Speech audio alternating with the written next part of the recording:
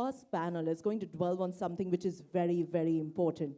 How is it that as the consumer today is changing, we are changing our thought process and the way we function? Serving multi-skiing viewers the role of the new age journalist and the new age editor. Yes, today news television companies are truly not just restricted to being an idiot box. Today, they're talking about how can we deliver information at every consumer touch point. And that is exactly what our panelists will be touching upon.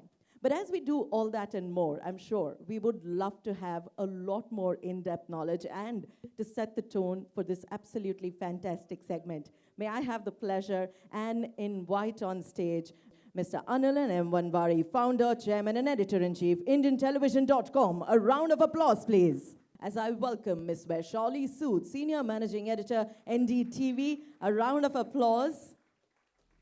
I've spent some absolutely amazing years at NDTV, so some very, very fond memories from back then.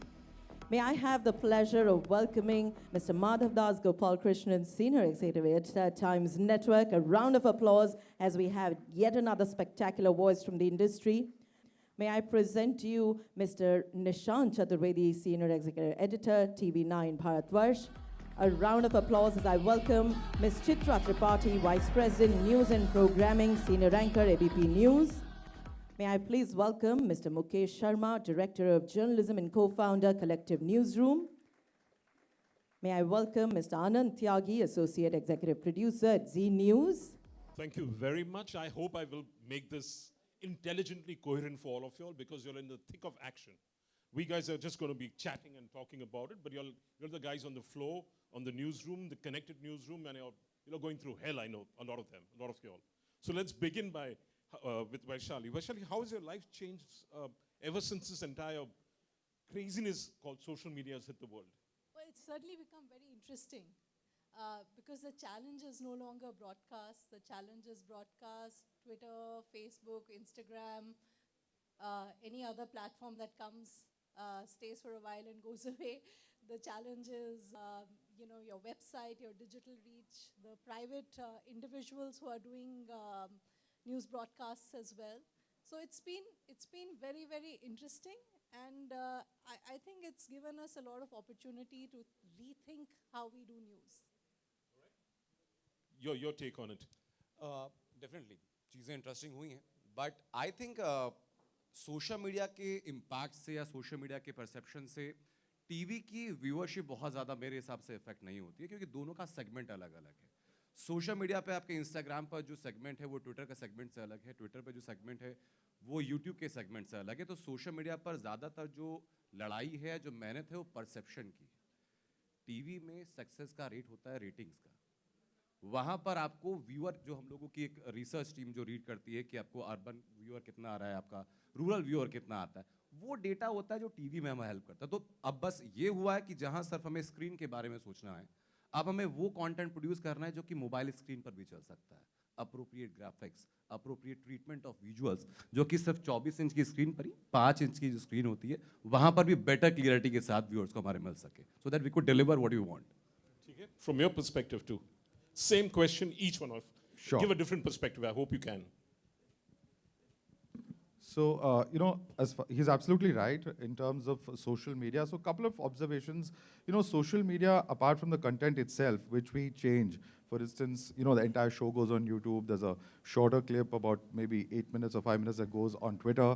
Insta's much shorter, maybe 60, 90 seconds. So, every platform specific, of course, as we all know, the amount of content that goes in is one aspect of it. The amount of information available on that screen also changes. I mean, you don't have your jacket lines and sometimes your tickers when you're putting it out on social media. So the bigger screen is more geared up for more information. But that apart from the perception that he's talking about, social media does help to create that perception, but it does not ensure ratings. There'll be viral content. Got maybe 50,000, lakh, 2 lakhs of views, but you may not get the ratings for that particular show or that particular moment that's been depicted or being broadcast at that point of time. But there is one very interesting thing that, how it's impacted all of us in newsrooms, which is that it's not just the platform for us carrying or being able to deliver our content to viewers or users of social media, but it's also a platform that we check for what's trending, for what people are interested in. So social media in that sense also helps us, at least fine tune. It's not the final word, but it gives us a broad indicator of the topics that are working on that day, of the topics that people might want to know about. And it may be politics, it may be crime, it may be something completely offbeat, it may be a bizarre legal case, but sometimes it's social media that first shows us that, yes, this is what people are talking about, this is what they're perhaps interested in knowing, and also gives us a window to examine if this particular story is something that we can also explore, perhaps do our own reporting on ground and, explore in that sense and make it a story that really works on ground. And there's been a number of such stories that have actually started off and kicked off from there. ठीक है, ये कह रहे हैं कि social media platform हमें क्या है मूड देश का आपको बताते हैं, क्या टॉपिक्स चल रहे हैं, क्या सिलसिला है. So how much does that effect news that you are bringing out? देखिए, सोशल मीडिया को दो नज़रिए से देखना चाहिए. One, in terms of input, the kind of content it gets you in, and second, what you are putting it out on. जब आप input के लिहाज से देखते हैं, सो एक स्टैंडर्ड रूल है. We have somebody from BBC here. BBC का एक ज़माने में स्टैंडर्ड रूल है, और जब कई सारे टेलीविजन स्टेशंस का और हर न्यूज़ स्टेशन का एक रूल होता है that a news has to be confirmed from two sources. Social media के आने से वो एक सोर्स ज़्यादा तेज़ी से आता है, and that is social media. After which you cross check it from your other source and then you put it on air. The challenging part is news distribution. Now, you're not just distributing news only on television, and that is where one of your main topic comes in, the consumption of second screen. 2012 में, which I was just telling you, मिट Romani Barack Obama का presidential debate हो रहा था. हर 10 में से एक इंसान उसको सेकेंडरी स्क्रीन यानी मोबाइल फोन या टैबलेट पे देख रहा था. Cut to 2024, Kamala Harris and Donald Trump. About 64 or 67 million people were watching that debate. क्या हुआ वहाँ पर? Almost 64% were watching it on a secondary screen. 2020, things started changing during the COVID times. The consumption pattern on the secondary screen improved, hence the distraction as well. Distraction as in if somebody is watching news on television, he's also consuming the content also on the phone or an iPad. And that makes him vulnerable to get distracted and look for something else, which can be maybe a reel, maybe something else. And that is where our challenge comes in.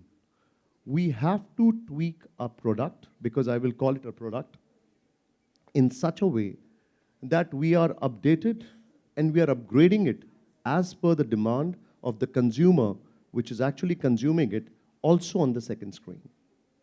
Moreover, one big factor which incidentally we tend to explore, or we are just trying to explore, is the psychology behind the rise of social media. Why you see suddenly कि Instagram पे reels इतनी popular हैं? What is the reason? There has to be a good reason that suddenly people have moved from Facebook to Instagram. And I guess there are three factors which are dominating, which the news industry is also exploring, and probably in times to come they will explore.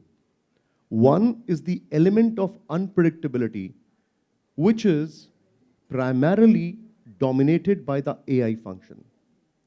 You don't really know which is the next reel that is coming up, which makes it all the more interesting. But it is catering to your need based on your AI experience. Second, the sense of recognition. All of us here want some sense of recognition. That's why we are here even in this platform. We all want it. And that sense of recognition makes you a contributor either on Twitter or on Instagram or on Facebook, which gives you that thing of I am being recognized. And third is the ultimate curation of everything which we are doing. The moment it goes out on social media, at that very moment, it gives you a tick that I am there. It is a little stage above that sense of recognition. So I think the entire news industry is kind of exploring it, whether it is from the side of content creation, or distribution or even sales. That's why the connected TV ads and everything is working so hard. So I think in the entire universe and of television news, we're exploring that. ठीक है चित्रा जी आप input की तरफ अगर आप input की तरफ से देखेंगे आप बहुत लोग हैं they have rooms full of people who are actually inputting there's an opposing side there's a proposing side दोनों तरह से वो लोग पोस्ट करते जा रहे हैं तो आप कैसे डिस्टिंग्विश करेंगे कि ये सही है ये ना सही है आप चेक करोगे लेकिन वॉल्यूम इतना है और आपको लगेगा कि ये ट्रेंड है when actually it's trained people who are doing it देखिए मैं बताऊं मुझे लगता है कि 3 आयाम जो निशांत ने अपनी बातें कही हैं उसको मैं आगे बढ़ाना चाहूँगी 3 आयाम सोशल मीडिया के हैं एक तो उसकी तेज़ी जितनी तेज़ी से सोशल मीडिया पर खबरें चलती हैं टीवी को उसके साथ अपना तालमेल बिठाना है दूसरी चीज़ें आपने कही कि जो इनपुट आते हैं दोनों पक्ष से भी और विपक्ष से भी आज ही हम देख पा रहे हैं कि अभी सोशल मीडिया पर राहुल गांधी जी की ओर से कुछ बयान दिए गए उसके बाद बीजेपी के लोग लग गए हैं बिल्कुल ट्रोल करने में दूसरी तरफ से भी आता है तो उधर कांग्रेस के पक्ष के लोग लग जाते हैं जहाँ पे ब्लू टिक होता है या इस तरह की बात वो हमारे लिए खबर है अगर कुछ बातें सोशल मीडिया पर शेयर की जा रही हैं तो वो हमारे लिए खबर है और उसको हम आगे बढ़ाते हैं मैं अपनी बात को आगे बढ़ाऊं हम 14 नवंबर में इस वक्त बैठे हुए हैं 14 दिसंबर एक महीने पहले अगर 12 नवंबर 1947 का मैं जिक्र करना चाहूँगी यहाँ पर उस समय क्या हुआ था महात्मा गांधी देश को आज़ादी मिली थी उसके बाद बहुत बड़ी तादाद में जो पाकिस्तान के शरणार्थी थे वो हिंदुस्तान में आना शुरू हो गए थे उनको कंट्रोल करने के लिए इमोशंस जो देश का था देश में दंगे हो रहे थे अलग अलग जगहों पर स्थिति थी उनको कंट्रोल करने के लिए देश में पहली बार महात्मा गांधी ने 12 नवंबर 1947 को रेडियो पर अपना भाषण दिया था कुरुक्षेत्र में तकरीबन 2.5 लाख के आसपास शरणार्थी खड़े थे एक रेडियो बीच में लगाया गया उसमें माइक लगाया गया बड़े बड़े साउंड थे और महात्मा गांधी जो बोल रहे थे सबको सुनाया जा रहा था गांधी जी ने उस वक्त कहा था रेडियो को देखकर कि अभी मैं जिस रेडियो के माध्यम से अपनी बातें आप लोगों तक पहुंचा रहा हूं इसमें मैं ईश्वर का रूप देख रहा हूं क्योंकि तुरंत अपनी बातों को इतनी दूर तक पहुंचाना ये इतना आसान नहीं था आज उसका बदला हुआ रूप लाइव टेलीविजन के रूप में सामने आया उसके बाद सोशल मीडिया के रूप में सामने आया जहां पर ब्लूटिक वाली खबरें होती हैं ज़्यादातर वो खबरें हम मान के चलते हैं प्रधानमंत्री कुछ बोल रहे हैं तो यकीनन उनके सोशल मीडिया से शेयर की जा रही हैं वो बातें सही होंगी या फिर राहुल गांधी या बाकी जगहों पर लेकिन कुछ ऐसी ट्रोल आर्मी है जो दोनों ही तरफ है और ख़ासतौर से उनको रखा भी गया है वो लोग इसी तरह की खबरें एक परसेप्शन क्रिएट करने के लिए मैं एबीपी न्यूज़ का उदाहरण आपको देना चाहूँगी काफ़ी पहले की बात है जब आलू से सोना बनाने वाली खबर निकली थी राहुल गांधी उस परसेप्शन से कभी निकल नहीं पाए और कांग्रेस पार्टी ने उस समय उसको काउंटर भी नहीं किया था हमारे पुराने एबीपी न्यूज़ के क्लिप को लेकर आज भी कांग्रेस पार्टी उसको वायरल करते हैं कि नहीं पूरा बयान कुछ और था और बीजेपी की जो आर्मी थी उसने उसको किसी और रूप में वायरल किया था तो यही है कि उन खबरों को हम लेकर आते हैं हमारे पास एक बड़ा सिस्टम है उसमें हम जज करते हैं कि क्या सही है क्या गलत है और उसके बाद हम आगे बढ़ाते हैं सोशल मीडिया ने हमारी ज़िंदगी को कैसे चेंज किया अगर मैं उसकी बात करूं देखिए आज हम लोग टीवी पर खबर देते हैं लेकिन न जाने कितनी बार ऐसा होता है जब हम सोशल मीडिया पर खुद खबर होते हैं कुछ लोग हमें हमारी तारीफों के पुल बांध रहे होते हैं कुछ लोग हमारी आलोचना करने में शब्दों की सारी मर्यादाओं को भी तार तार कर रहे होते हैं अब आदत पड़ गई है इससे बहुत फर्क नहीं पड़ता लेकिन सोशल मीडिया अच्छा भी है तो बुरा भी है बहुत सारी चुनौतियां वो टीवी के लेकर भी आया है लेकिन ये है कि सोशल मीडिया हमारे लिए एक रिपोर्टर की तरह भी है कि हम अपने रिपोर्टर से हो सकता है कि एक लेंदी प्रोसेस हो उसको कंफर्म कराने में लेकिन अगर एक्स पर कोई भी स्टोरी आती है तो उसको तुरंत देखकर हम पिक करते हैं और फिर उस स्टोरी को बड़ा करने का काम टीवी इंडस्ट्री की ओर से या हमारी इनपुट आउटपुट की जो टीम है वो करती है मुझे लगता है कि टीवी सोशल मीडिया मौजूदा वक्त में एक दूसरे के पूरक हैं टीवी ज़्यादा जिम्मेदार है सोशल मीडिया पर अभी जिम्मेदारी तय करनी बाकी है बट आगे आने वाले वक्त में हम देखेंगे कि इसका एक बहुत बड़ा और अच्छा स्वरूप इस देश के सामने होगा Your perspective now. देखिए मैं बीबीसी को रिप्रेजेंट करता हूँ क्योंकि collective news room is the publisher for the BBC in India तो बीबीसी के लिहाज से अगर देखते हैं बीबीसी ने बहुत पहले और मैं इसको डिजिटल के लिहाज से देखता हूँ क्योंकि मल्टी स्क्रीन को लेकर अगर आप सोचते हैं तो धीरे धीरे करके ये समझा कि शायद डिजिटल की ओर यूज़र्स का आना शुरू होगा और उसके बाद में फेसबुक इंस्टाग्राम और इंडिया में डेटा जैसे जैसे चीप हुआ यूट्यूब के ज़रिए बहुत ज़्यादा कंजम्पशन बढ़ा बाकी सारी चीज़ें जो हमारे साथ के पैनलिस्ट ने कही है उसके साथ सोशल मीडिया एक ख़ास चैलेंज न्यूज़ रूम और एडिटर्स के लिए जो लेके आ रहा है वो लेके आ रहा है ब्रांड एट्रीब्यूशन का आप ज़्यादातर लोगों के क्लिप्स जो सोशल मीडिया पे देखते हैं प्लेटफॉर्म्स पे और न्यूज़ कंजम्पशन करने वाले कोर लोगों को अगर आप छोड़ दें, आम लोगों से अगर आप पूछेंगे, तो वो ये डिफरेंशिएट करके नहीं बताते हैं कि मैंने किस चैनल का कंटेंट देखा था। वो ये आपको अधिकतर टाइम बोलेंगे कि ये तो मैंने फेसबुक पे देखा था, ये तो मैंने यूट्यूब पे देखा था, मैंने ट्विटर पे पढ़ा था। ये जो बिग प्लेटफॉर्म्स हैं, ये कुल मिला करके एक ऑप्शन तो दे रहे हैं हमें वाइडर ऑडियंस तक पहुंचने का, लेकिन इस पूरे प्रोसेस में जो ब्रांड एट्रीब्यूशन है वो उन प्लेटफॉर्म्स के पास जा रहा है। और एज न्यूज़ ब्रांड्स, चूँकि ऑब्वियसली हमें ज़्यादातर लोगों तक पहुंचना है और कुछ हद तक वो रेवेन्यू भी शेयर कर रहे हैं, लेकिन ओवरऑल स्कीम ऑफ थिंग्स में वो रेवेन्यू शेयर बहुत कम है। और उस रेवेन्यू शेयर के प्रोपोर्शन में जो ब्रांड एट्रीब्यूशन वो ले जा रहे हैं, वो न्यूज़ चैनल्स के लिए या न्यूज़ मीडिया के लिए धीरे धीरे एक चैलेंज और बढ़ता जाएगा, क्योंकि यंगस्टर्स और शॉर्ट फॉर्म वीडियो कंजम्पशन की ओर चले गए हैं। ये तो टिकटॉक नहीं है, यहाँ पर इंस्टाग्राम है। अब लोग वो जो स्वाइप अप चल रहा है, उस पूरे प्रोसेस में इंक्रीजिंगली न्यूज़ मीडिया और एडिटर्स का चैलेंज ये बढ़ता जाएगा। और उस प्रोसेस में आप ये ज़रूर कह सकते हैं कि जो बड़े एंकर्स हैं या जो बड़े चैनल्स के हमारे शो प्रेजेंट करने वाले लोग हैं, वो फेस बनते हैं। लेकिन जब वो फेसेस अपने चैनल्स बदलते हैं, तो लोगों के माइंड में वो परसेप्शन बदलते बदलते और चैनल का नाम बदलते बदलते वक्त लगता है। तो वो अपने साथ साथ अपनी कोर ऑडियंस भी दूसरी जगह पर ले जाते हैं। ये स्ट्रेंथ भी है उनकी, लेकिन एज अ न्यूज़ ऑर्गेनाइजेशन, ये न्यूज़ ऑर्गेनाइजेशन का चैलेंज भी है कि आपने एक एंकर को, एक व्यक्ति को इतना बड़ा किया, उसने एक अपनी कोर ऑडियंस बनाई, और वो जिस दिन जाएगा अपने साथ अपनी कोर ऑडियंस लेके चला जाएगा। तो ये चैलेंजेस हैं जो कि ये सोशल मीडिया के प्लेटफॉर्म्स खास तौर पे प्रेजेंट कर रहे हैं। ज़रूर। आप कह रहे थे कि आपके चैनल में एक्स पे आपको एंगेजमेंट अलाउड नहीं है ज़्यादा एज एन इंडिविजुअल। या दूसरे चैनलों में अलाउड है? एब्सोल्युटली नहीं। तो आपका कहना गलत है। कोई भी पॉलिटिकल व्यूज़ हम अपने एक्स पर नहीं डाल सकते हैं, क्योंकि हम एक मीडिया ऑर्गेनाइजेशन को प्रेजेंट कर रहे होते हैं। और यकीनन अगर एक तरफ की बात करेंगे, दूसरे वाले ट्रोल करने आ जाएंगे, इधर वाले की बात करेंगे उधर, तो उससे हमारा फेस वैल्यू भी घटता है और चैनल को ज़्यादा नुकसान होता What है। about y'all? Each of y'all, are you allowed to tweet? Are you allowed to are you allowed to express yourself on social media, personally as well as professionally, and as well as your perspective on what's going on in the world is concerned? See, to be very honest, and it goes with every organization, every news and media house, and the anchors representing that.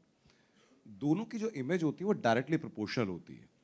अगर जो channel का editorial take है, channel की line को बताने वाले face का editorial take अगर अलग होगा, तो जो व्यूअर हमारा है, जो हमें टीवी पे देख रहा है, हमारे परसेप्शन को सोशल मीडिया पर पढ़ रहा है, वो ना तो आपके साथ सिंक कर पाएगा ना आपके चैनल के साथ सिंक कर पाएगा। वो एक डाइवर्जन पे खड़ा होगा कि भाई ये चीज़ सही है कि ये चीज़ सही है, क्योंकि जो चेहरा उसको बता रहा है आपको राइट जाना है, वही चेहरा हो सकता है परसेप्शन में बोले, निजी परसेप्शन में, कि आपको लेफ्ट जाना है। तो पहली बात तो ये कि आपको एक सिंक पे आना पड़ता है। And what I personally feel कि अगर आप मोस्ट ऑफ द टाइम ऐसा नहीं होता, बट किसी भी टॉपिक पर अगर आप चैनल की या अपनी संस्था के एडिटोरियल लाइन से आप सहमत नहीं हैं, उसके अगेंस्ट से जा करके आप लिखें तो गलत है, और अपनी बातें लिखें तो आपकी वो संस्था के अगेंस्ट होगी, जो आपके लिए एथिकली गलत है। तो I think that's a very fair decision of organisation. What you're saying is wrong. See, ये किसी भी चैनल में नहीं है ना, ऐसा तो नहीं है कि इनके चैनल में नहीं है और दूसरे चैनल में है। तो ये यहाँ से अगर दूसरे चैनल में भी जाएंगे तो लोग इनके साथ जा रहे हैं, क्योंकि ये ऐसा तो नहीं है कि हर समय सिर्फ अपने चैनल के लिंक्स को प्रमोट कर रहे हैं। ये न्यूज़ की बातें कर रहे हैं, ये बता रहे हैं कि क्या हो रहा है, तो लोग इनके साथ साथ मूव होंगे। लोग इनके जरिए अकेले चैनल को नहीं पहचान रहे। I somehow agree about it, though. Do you agree? I sense some doubt in you. Look, as anyone who's working for a news channel is representing that news channel too. So having a view that's other than the editorial view of the channel, then you might as well be an individual broadcaster. Absolutely. Right? And so, I mean, there are No, people but who my have question that. is, you take your audiences with you if you move. Well, some do, and they have very successfully, and they become very, very successful individual broadcasters. And that's a fact. We can't deny that. Okay. There are controls within the channels, though. There are controls, right? There are always controls. Okay. Now let's move on to in terms of the people below you. How do you manage those people below you who are also there? Is everyone under control, or are there any outbreaks happening? Well, there's a uniform social media policy that all the channels have. and anyone who's working for that channel has to follow it. So I would presume that would be true for every other channel here. I guess, let's reverse your question. It's only because of the outbreaks we have controls. Okay. There must have been some example in the past, somewhere or the other, which has affected the policy and the editorial line of the channel, because of which such policies are made, which is fair, absolutely I get fair. it now. So Yeah. let's move on to the next point. As far as sources of news, have there been errors of judgment made, as far as you all are concerned? Well, if And I see many of them. if and only if you rely on social media as a source, it can. But it's become movement. Remember they said that Fair, milk but- was coming down. but I Milk guess- was coming out of what was that? दूध निकल रहा था किसी मूर्ति से. Well, And everyone carried it. India has moved ahead, but we've moved way बहुत ahead. of पुरानी all बातें of sir, हम लोग those क्लास things. 6 में थे उस वो समय. बहुत ज़माना हो गया, लेकिन आज की तारीख में social media is there as an alert call. It's like it's like that siren of ambulance, that something is coming, something is coming. Now, as a channel and as a group managing the import or the assignment, it is their responsibility to check it from multiple sources and then put it on air. And exactly this is how probably it is done among all the channels. Maybe somewhere or the other, things may go wrong. That's once in a while. But I think all the channels are very mature to handle such situations now. एक चीज़ जो मैं इसमें add करना चाहूँगी, social media को सिर्फ हम challenge के रूप में क्यों देखते हैं टीवी के? क्योंकि अभी यहाँ पे बहुत सारे लोग मौजूद हैं अलग अलग टीवी चैनल के. हो सकता है कि हम रिमोट से टीवी खोलकर उनको नहीं देखते हों या उनकी न्यूज़ नहीं सुनते हों, लेकिन सोशल मीडिया पर मुझे लगता है कि यहाँ पर जितने भी चेहरे हैं जो टीवी पर ख़ास तौर से आते हैं, सबके कुछ ना कुछ एक एक क्लिपिंग्स जो सोशल मीडिया पर हम देखते रहते हैं कि इन्होंने क्या किया, आज इनकी बुलेटिन में क्या चला. ये तो सिर्फ उसकी आलोचना करने से नहीं होगा. अगर हम एबीपी न्यूज़ की बात करूं मैं, तो हमारे वहाँ टीवी चैनल के लिए कंटेंट क्रिएट किए जाते हैं और उनमें से कुछ ऐसे चंक जो हमें पता होता है कि ये हमारा सोशल मीडिया इसको ज़्यादा एड्रेस करता है, उस हिस्से को उठाकर हम सोशल मीडिया पर शेयर करते हैं, लोग उसको देखने के लिए आते हैं. अभी हाल के दिनों में क्या हो गया है कि यूट्यूब पर ख़ास तौर से जिस समय रिजल्ट आ रहे होते हों या जिस समय अगर मान लीजिए अभी हाल ही में फडणवीस का शपथ ग्रहण हुआ, तो हम लोग एक तरफ की टीवी में क्या चल रहा है उसको दिखाते हैं, उसी समय हम यूट्यूब पर जाकर देखते हैं तो बहुत बड़ी ऑडियंस आकर वहाँ पर भी देख रही होती है. तो मुझे लगता है कि उसकी बहुत ज़्यादा आलोचना करने के बजाय मतलब वो हमें बहुत सारी इन्फॉर्मेशन देता है. वो तुरंत बहुत सारी खबरें ऐसी होती हैं जिस पे पब्लिक का रिएक्शन किस तरफ आगे बढ़ रहा है, चाहे संभल की घटना को ले लें या देश के किसी भी हिस्से की घटना को ले लें, सोशल मीडिया ये तय करता है. और कई बार मैंने अलग अलग न्यूज़ रूम के माहौल को भी देखा है, अपने बहुत सारे दोस्तों से बातचीत की है, सोशल मीडिया खबरों के कंटेंट को चेंज कर देता है. आपने अपना लय किसी और तरफ निर्धारित किया, लेकिन सोशल मीडिया पर किसी और तरफ है तो आपको वो बताना पड़ेगा. और वो अच्छी बात है क्योंकि देखिए पब्लिक वही है, अगर हम इंडियन ऑडियंस को देखें तो पब्लिक तो वही है.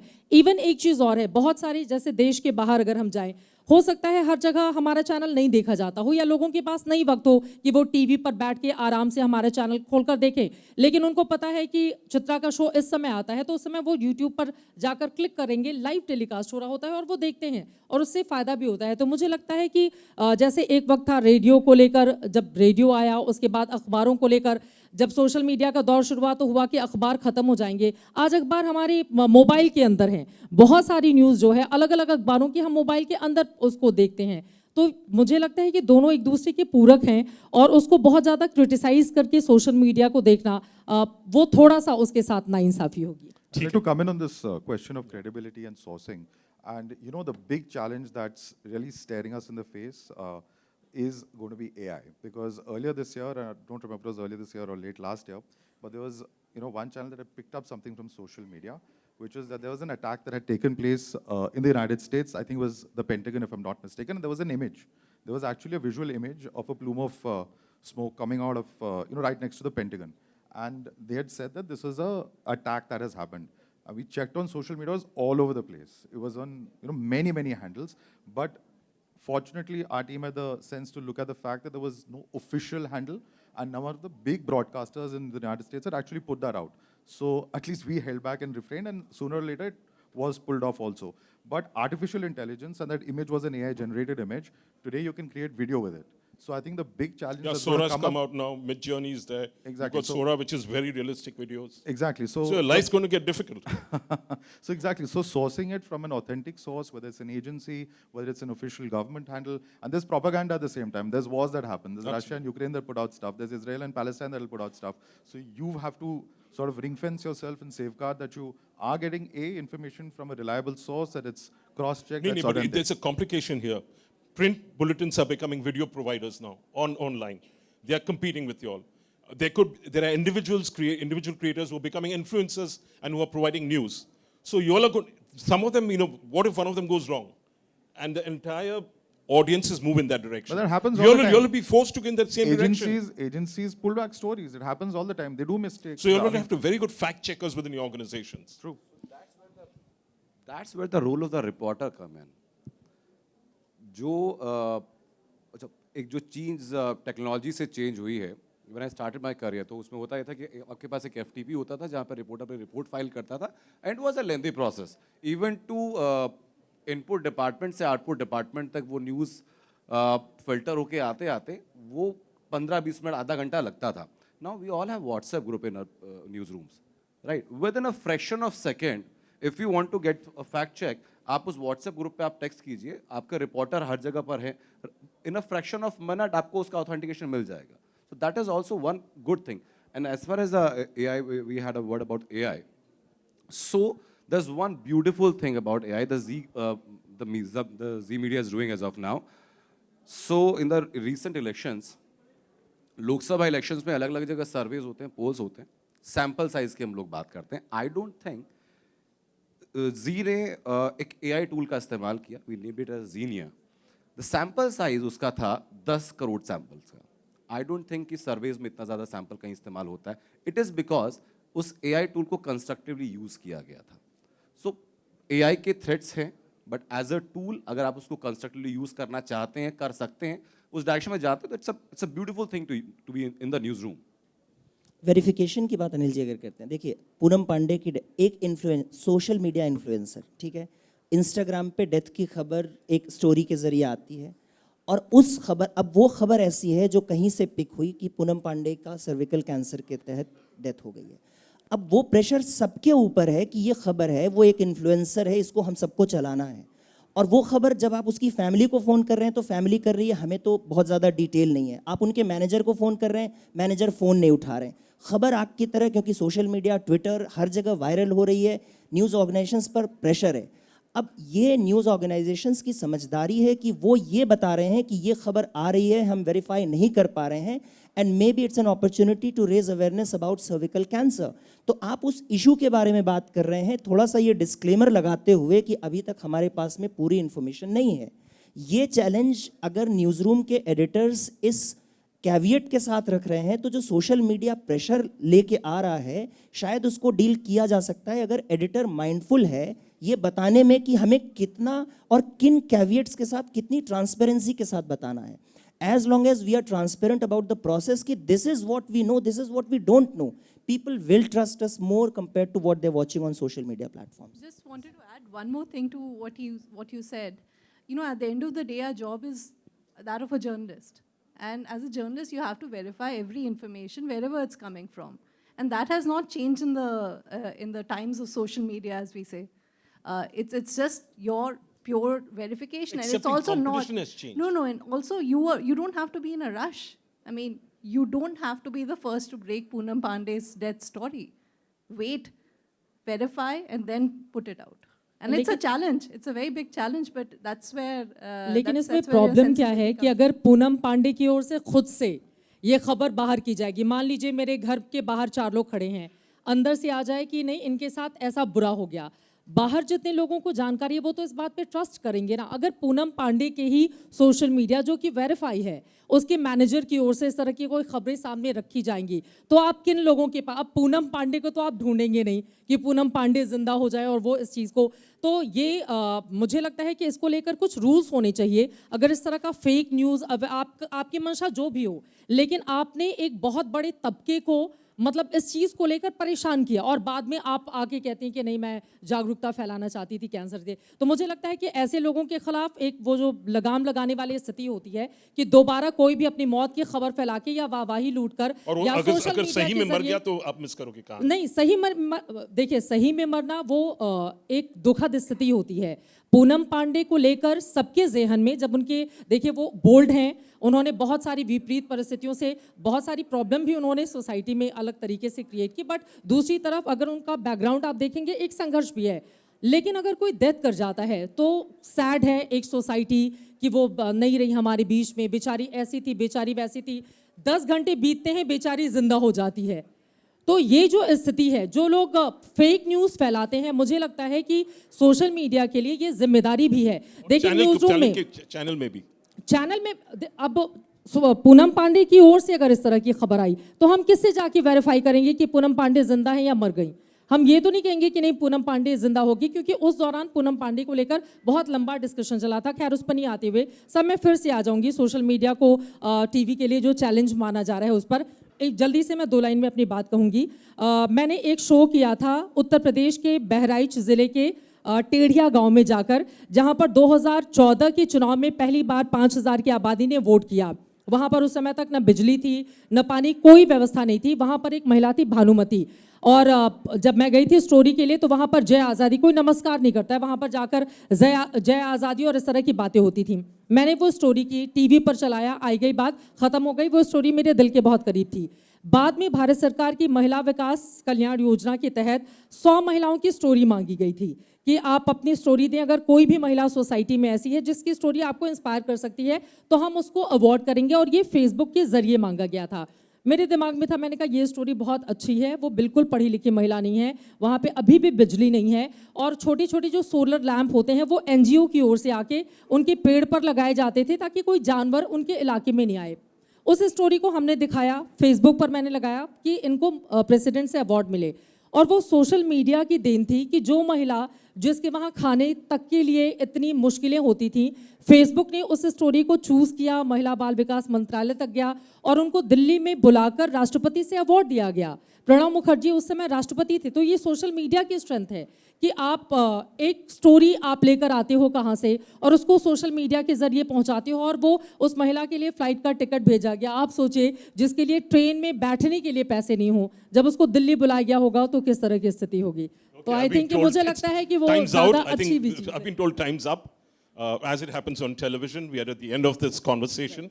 It's been a pleasure listening to you all. Thank you, I sir. hope I Thank you didn't so speak much, which I promised I wouldn't, but lovely having you all on board. Thank you. Let's give a round of applause to them. Thank you. Thank you so very much, Mr. Manwari. In fact, I'd love for you to do the honors and present each of our panelists here with a token of our appreciation. A big thank you to our gifting partner, Nisara. We have a little something as we thank all our absolutely brilliant panelists right here for their valuable time, for sharing those insights with us. And like we said, time is never enough when we are conversing about what we're very, very passionate about. So may I please request the team to send us the gift hampers, and a big thank you to our gifting partner, Nisara. Sir, as he presents a big token of appreciation to each of our panelists and my very kind audience. Let's hear a round of applause from all of you all here. Thank you.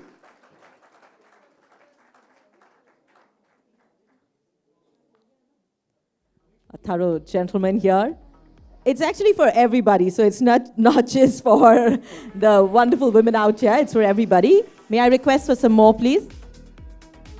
The gifting right here. Here's a reminder to all of you all. I know we've been talking about social media, the attempts in it quite a lot right here. But here's a reminder to each of you who happens to be active. I would really urge you all to share pictures, posts, updates, videos, whatever it is that you're enjoying part of the evening, to please share it on your social media handles, and do remember to tag us. We would love to see and repost what is it that you're enjoying. Thank you. It's been an absolute delight having all of you here. May I have as we capture this moment right here.